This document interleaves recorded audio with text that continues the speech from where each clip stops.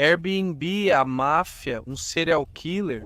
Isso parece uma combinação impossível de causas para um incêndio, mas foi exatamente o que aconteceu. Em 16 de março de 2023, no coração do velho Montreal, uma noite tranquila se transforma em horror.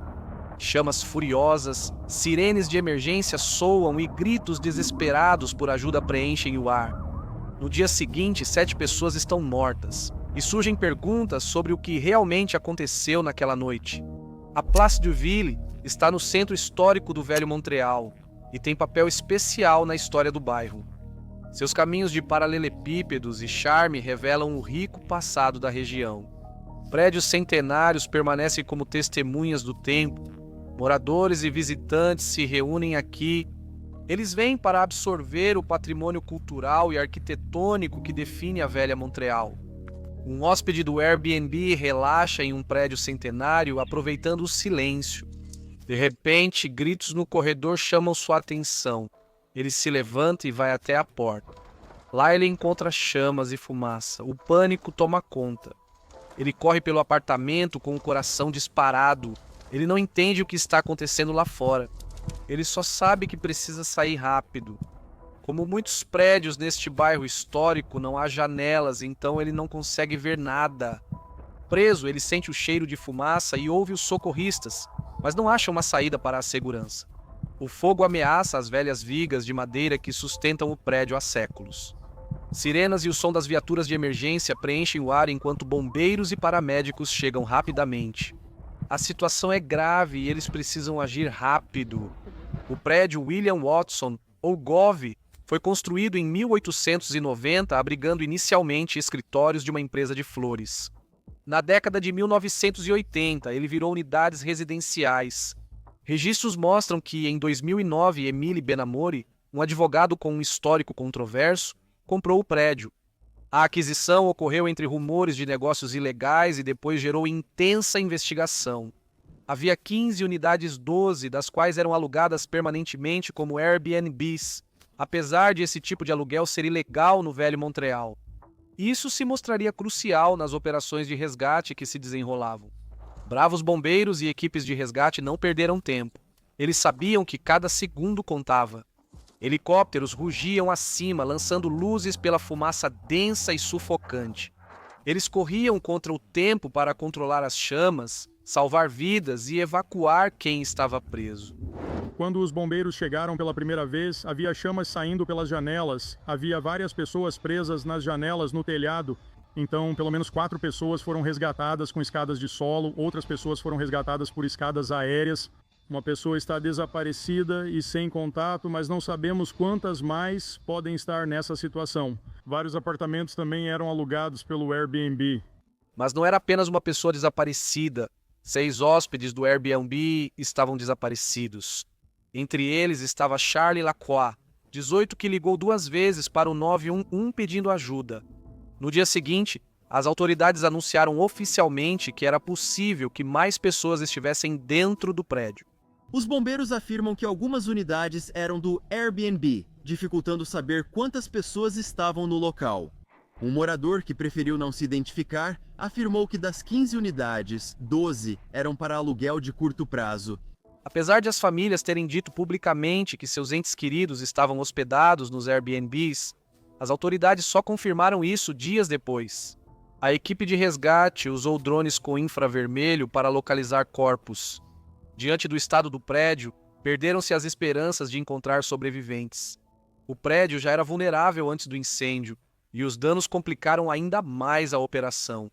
Em 18 de março, o número de desaparecidos foi ajustado.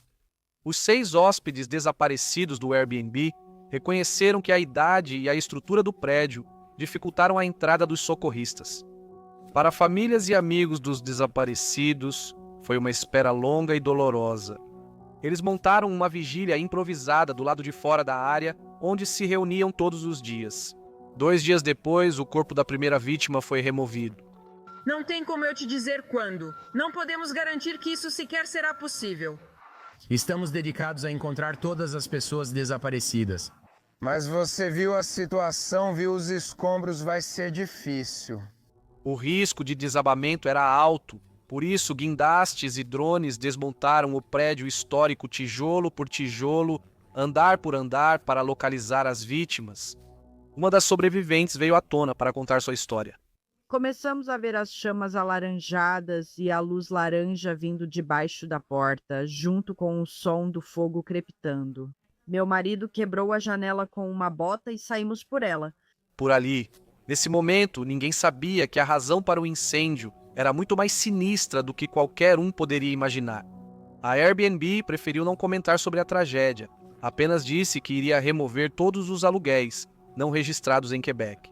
A ministra do Turismo de Montreal, Caroline Pruel, se reuniu com a plataforma e a alertou sobre seus planos de alterar a lei. Eles precisam cumprir. Vamos garantir que entendam a mensagem. Alguns parlamentares afirmaram ser difícil monitorar Airbnbs ilegais, pois não estão registrados. Um ex-ministro do Turismo afirmou que, se os clientes os acham, as autoridades também podem. Durante a semana seguinte, a polícia e o corpo de bombeiros realizaram reuniões diárias. A complexidade do acesso ao prédio nos obrigou a remover cada peça da estrutura com a ajuda do cesto e do guindaste. Essas ações nos permitiram contribuir para a descoberta da segunda vítima. Vamos concentrar nossa busca por vítimas em outras seções do prédio que estão sendo alvo do investigador do Serviço de Polícia da cidade de Montreal. 11 dias após o incêndio, todos os corpos foram recuperados. Enquanto isso, funcionários dos proprietários já anunciavam unidades para aluguel de curto prazo na internet. As 7 pessoas desaparecidas no início da investigação foram encontradas, retiradas dos escombros e identificadas. O resgate terminou em 29 de março, mas, para as famílias das 7 vítimas, aquilo foi apenas o começo de uma longa e sombria jornada. Naturalmente surgiram perguntas e culpados. Foi um pesadelo de tragédia e controvérsia que continua até hoje.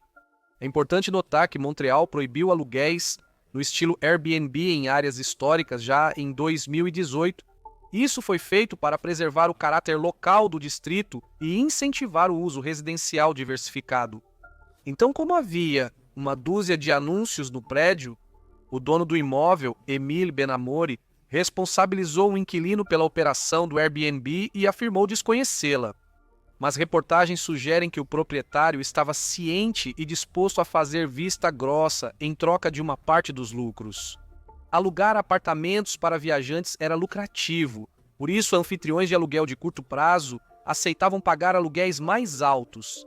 Assim, Benimor conseguia driblar as leis de aluguel e subir os preços. Os inquilinos originais afirmaram que, para transformar o prédio, foram expulsos com assédio, como visitas inesperadas de manhã, corte de luz e intimidação direta. Benimor possuía 4 propriedades com mais de 20 apartamentos no Airbnb. Com os holofotes voltados para o proprietário, seu passado sombrio, problemas legais, má conduta profissional e ligações com o crime organizado vieram à tona.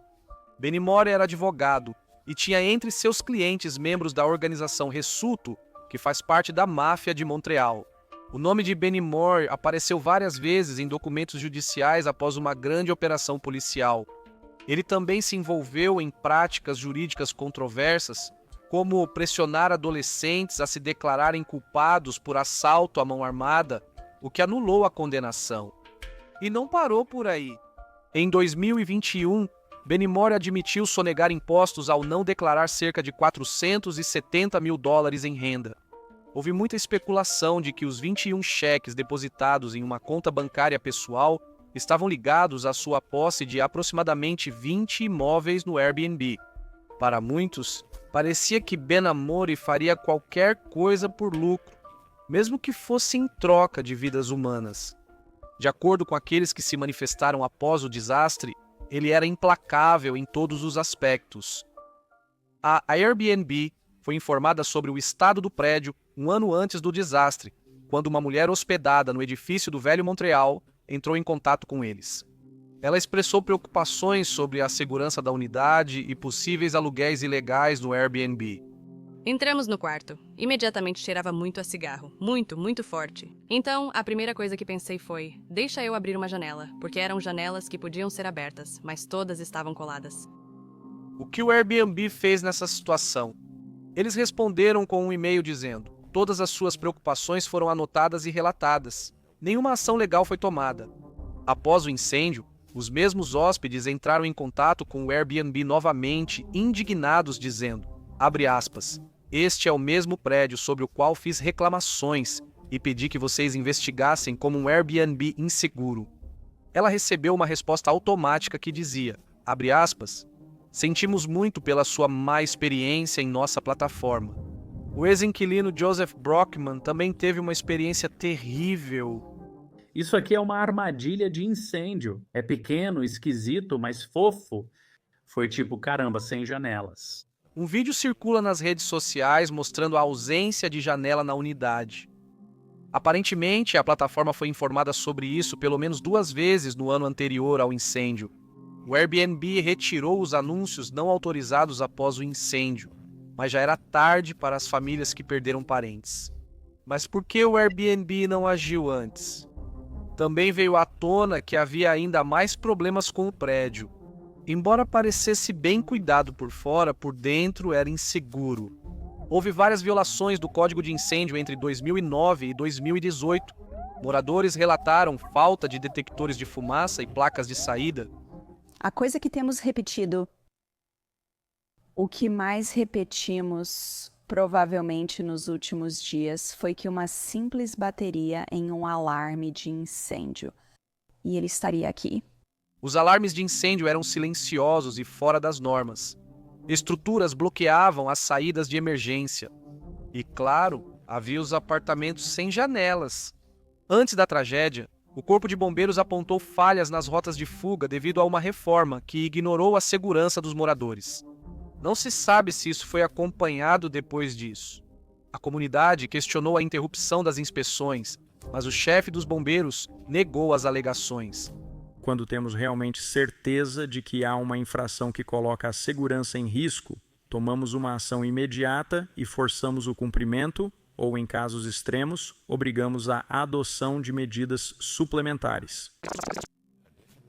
Benimori diz que os bombeiros não tinham recursos para combater o incêndio.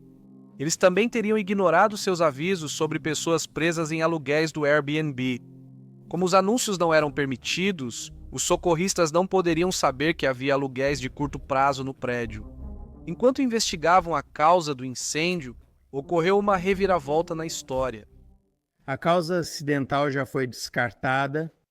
Agora estamos falando de uma investigação criminal e posso confirmar que foram encontrados vestígios de acelerador, o que pode ajudar a explicar a velocidade com que o incêndio se espalhou. As câmeras de segurança revelaram como o incêndio começou. A explosão acontece, as chamas começam a sair do prédio e, em seguida, um homem pode ser visto deixando o local.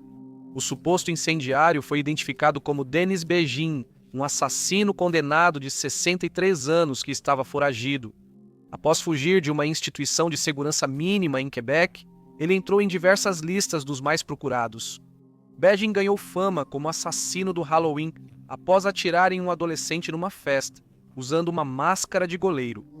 O homem de 63 anos, diagnosticado como psicopata, tinha histórico criminal extenso, incluindo incêndio criminoso e fraude. Os psiquiatras destacaram seus traços narcisistas e antissociais. Eles também alertam para um alto risco de reincidência violenta. Ele agora é o principal suspeito no caso. Begin foi capturado em maio de 2023, mas apesar de ter sido ligado ao crime semanas antes, ele ainda não foi acusado. Um ano após o incêndio, famílias das vítimas seguem frustradas com a demora do processo. Quero dizer, como isso pode acontecer? Não é apenas uma tragédia do fracasso humano, mas também uma comédia de Eric. Sabe, todas essas emoções não nos dão aviso, elas simplesmente acontecem de repente e podem ocorrer continuamente umas após as outras. Sabe, podemos sentir tristeza e um momento depois raiva. Após o incidente, as famílias das vítimas rapidamente entraram com processos movidos pelos parentes de Nathan Sears. Eles exigiram 22 milhões de dólares em indenização do dono do prédio, da cidade e do Airbnb. Penso nele o tempo todo e sinto sua presença constantemente. Na verdade, sinto que ele nem sequer me deixou enquanto durmo. Ele está comigo a todo momento agora. Então, na verdade, só foi na manhã seguinte que ela finalmente ligou. Meus pais para contar que não tinha notícias de Nathan e que ele estava desaparecido. Minha mãe logo foi à internet e buscou desesperadamente informações sobre o que ocorreu em Montreal. Sabe, um acidente, um tiroteio, esfaqueamento, tipo, o quê? E quando ela se deparou com a notícia do incêndio e viu que era um prédio antigo que abrigava Airbnbs, ela simplesmente soube. O proprietário do prédio respondeu com uns 76 milhões de dólares contra a cidade. Bennymore disse que regras rígidas de preservação impediram melhorias de segurança. Mais notavelmente, a porta centenária não podia ser trocada, o que causava um risco de incêndio e um problema de segurança, já que precisava permanecer destrancada. Mas suas alegações parecem menos críveis, já que ele foi intimado ao tribunal por não agir sobre problemas de segurança. Bennymore também abriu um segundo processo contra autoridades da cidade, incluindo o prefeito, por difamação. O advogado afirmou que o proprietário do prédio sofreu julgamento público e prejuízo à reputação. Para o sobrevivente Benjamin Magid, o dia do incêndio o atormenta constantemente. Acredito que a cicatriz mais duradoura daquele dia seja a culpa do sobrevivente. Isso parece um contraste tão grande entre a ajuda imediata que recebemos naquela manhã e o que parece ser o ritmo glacial da investigação. Famílias das vítimas ainda aguardam justiça. Montreal agora exige que anúncios do Airbnb mostrem seu número de registro. No entanto, os moradores ainda estão em conflito com a cidade e com a plataforma. Em 7 de março de 2024, um novo prédio foi pichado e manifestantes revoltados tomaram as ruas. Esse prédio ainda conseguiu disponibilizar Airbnbs para aluguel de curto prazo em uma construção nova. O que queremos é que o distrito esteja mais envolvido politicamente nisso e não apenas diga que o que fizemos está certo no papel.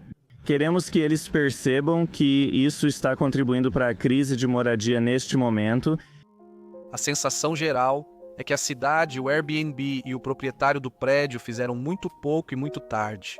E as famílias das 7 vítimas ficaram com a devastação. Veja o próximo episódio. Se você achou este vídeo interessante, por favor, deixe um like e um comentário se quiser apoiar o canal.